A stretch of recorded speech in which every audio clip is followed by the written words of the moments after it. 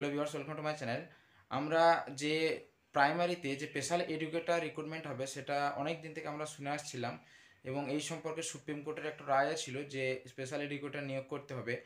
তো সেই জন্যে কিন্তু কলকাতা গেজেটে কিন্তু তার যে পুরো ডিটেলস সেটা কিন্তু ডিক্লেয়ার হয়েছে যে এই যে প্রসেস, এই যে প্রাইমারিতে স্পেশাল এডুকেটর নিয়োগের যে প্রসেস, তার সিলেকশন প্রসিডিওর কী হবে, তারপর এজ লিমিট কী আছে, কোয়ালিফিকেশন কী আছে, তারপর টেট সার্টিফিকেট কোন, ওএমআর, সমস্ত কিছু সম্পর্কে কিন্তু এই গেজেটে কিন্তু ডিসকাস করা আছে।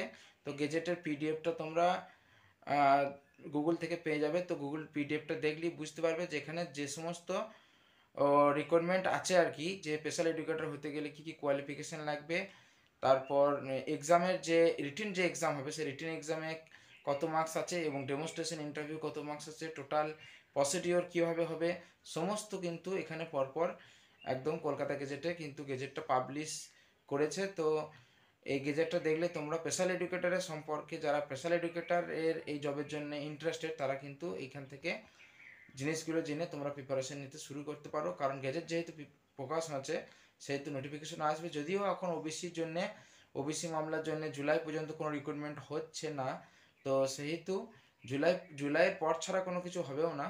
তো যেহেতু গেজেট পাবলিশ হচ্ছে সেহেতু কিন্তু নোটিফিকেশন আসবে এবং এক্সামও হবে। তো প্রিপারেশন একদিনে হবে না, প্রিপারেশন টাইম লাগবে।